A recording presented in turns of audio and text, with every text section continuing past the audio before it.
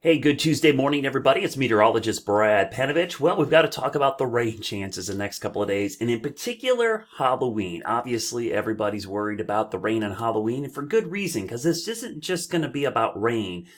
Because rain is inconvenient. Sure, you have umbrellas and you're going to have to work around it. But my bigger concern for Halloween is actually severe weather, and I'm going to explain why here in a minute. So let's start with the view this morning. We had the clouds move in, the low level moisture. We're kind of socked in. We're not going to see a lot of sunshine the next couple of days, so don't count on seeing any bright skies anytime soon. It's mainly low clouds right now. We've got a southeast wind, which is basically pushing in moisture, banking it up against the mountains. At the same time, we've got this cluster of showers and rain to our south that's going to be moving in. So can't rule out some stray showers today, but most of it's going to be mist or drizzle. The heavy stuff is staying to our south. Notice the clouds are keeping us generally in the 60s and 50s. We could top out in the low 70s as we get into the afternoon, but I think the clouds are really going to stay thick most of the day and really prevent any major sunshine from coming out. But that's not even really the main driver of our system. The main storm is back here, and we've got a series of fronts, one here and an Arctic front here that are both heading our way. And that's really going to play a big part in what happens not only tomorrow, but for Halloween, because I expect these two fronts to head our way and produce the potential for maybe some strong or severe storms. So let's go to the models here first. And before I get too far into that, I want to show you just the severe weather outlook for today. And you can see the low threat down here across Texas and Louisiana. I'm going to go to tomorrow, and you can see the severe weather threat to our west. And then I'm going to go to Halloween, and this is why I'm a little concerned about Halloween. You could see the low threat for severe weather across a big chunk of Western Virginia, West Virginia, Eastern Tennessee, and the Carolinas. So this is the lowest on our threat level right now. This could go up or down based on the timing of the front, but that's a real concern going into Halloween. So what I'm showing you right now is our NAM model. This is a model that will go all the way through Friday, just to kind of show you the layout of the line. You can see the two fronts back to the west. I'm actually going to take those fronts off of here real quickly, just because I don't want that to be something that gets in your way. So I'm going to hide those. That way it doesn't confuse you. So here we are. You see the model time up in the corner here. If you look at the time, I'll point up there, right there. This will tell you the time. So this is at basically 10:30 this morning. So we'll go through time into the afternoon hours, and you can see the rain starts to increase from south to north. And again, nothing really heavy, but probably persistent drizzle, mist, and light showers. I'll stop this on Wednesday morning, right around 7 a.m. So you could see some pretty good rain around. I know there's a big field trip. A lot of people ask me about field trip into the Shield Museum. I don't see downpours here, but it's pretty persistent light rain, drizzle, and mist. And Wednesday's by far the wettest day of the week, just because I think it'll be most consistent and kind of the closest to an all-day rain, because you can see the rain is pretty much sticking around through the morning hours into the afternoon. But the real concern is what's going on to our west. We've got a series of cold fronts here, one here, and then a secondary front here. They're going to kind of merge together and become one powerful front. So just we'll pay attention to that in a minute. But this is 2 o'clock on Wednesday, so light rain around. There might be a lull that develops at some point Wednesday, but I don't think it'll be a big lull. So we'll go towards Halloween morning. So this is noon or 1 p.m. Halloween afternoon, so 12:52. But again, Halloween doesn't look like a washout because I think part of the day will actually be somewhat dry. The real question here is how much sunshine or thinning into the clouds do we get here, because there's going to be a strong, what we call low-level jet coming in that will provide a lot of warm, moist air, potentially for strong storms. But if the clouds and the showers stay persistent in the first half of the day, I know that doesn't seem like a great scenario for Halloween, but that actually deters our severe weather threat. So as we go through the day, you'll see by 4 o'clock, we'll get to 5 o'clock, or well, this jumps ahead because it goes 3-hour increments. So this is about 4 o'clock.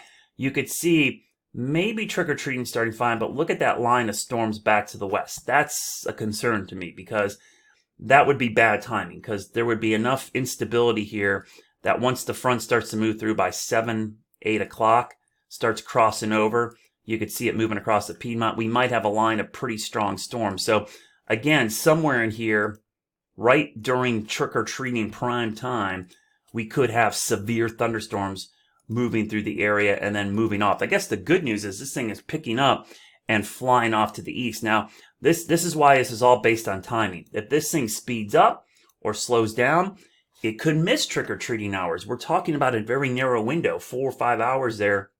I would say more 4 hours, 5 p.m. to like 8 p.m. Thursday night.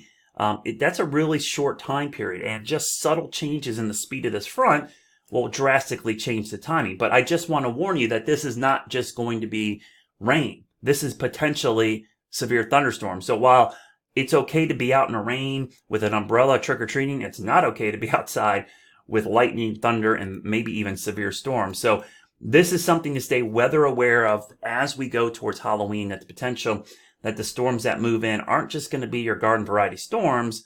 They're probably going to be severe in some cases. And just to show you those ingredients, we'll go back to our other map here. And again, this is looking at basically Halloween. This is what we call thunderstorm fuel. We call it CAPE. You don't need to know what that means. It's an acronym for convectively available potential energy. Basically thunderstorm fuel. Look at it as gasoline for storms. The more of it you have, the bigger the potential for storms. And in this case, if you have a little bit, but you have a whole bunch of wind shear, you can overcome not having a bunch of fuel. So as long as you have that wind shear, you can still get some strong storms. So let's go through Halloween. And again, this is in the morning hours. We'll go into the afternoon. And you can see how the CAPE, or that thunderstorm fuel, kind of spikes around 2 p.m. on Halloween. That's a pretty good bunch of CAPE here. It's around, it's over 1,000, about 1,500 joules per kilogram, we call it. So anything above 1,000, at this setup, I'm going to be watching carefully. And you can see even as we go towards 5 p.m., right during trick-or-treating, look at the thunderstorm fuel peaking across our area. Let's look at the wind shear, just to real quickly show you the wind shear. There's a whole bunch of wind shear as well. So a lot of wind shear, a lot of thunderstorm fuel, and that's going to set the stage for this line moving in, and this line's moving into it. So this is 8 p.m. on Halloween. So you could see everything's lining up right now, which is not good news. So there's a look at the future radar, 8 p.m. Halloween. Look at that line of storms.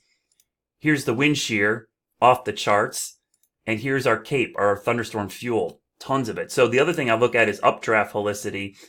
Do we have any spinning or rotating storms? And if I look through this, the good news is I don't see a ton of it showing up right now.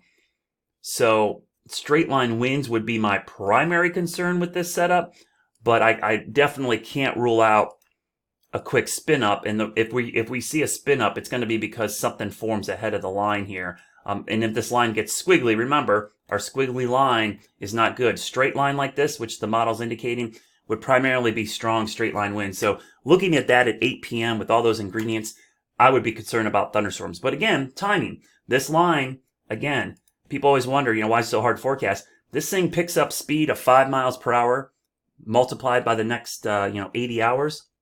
That thing's going to be over here. It slows down 5 miles per hour. That shifts it back in here. So those subtle changes for just that 4-hour window on Halloween is really crucial. So this is kind of what we call a nowcasting thing, but something to pay attention to, and just put this in the back of your mind. Have a rain plan, have a backup plan right now for trick-or-treating. There's just no other way to plan right now. And on Thursday, let's hope things change and we can get out there and there won't be any issues. But I would have a backup plan right now. And I'm already seeing people change their plans, at least the big events in some of these towns, which is a wise choice with the severe weather threat. Of course, I will have updates throughout the next couple of days. Check back. This will not be my last vlog on this subject.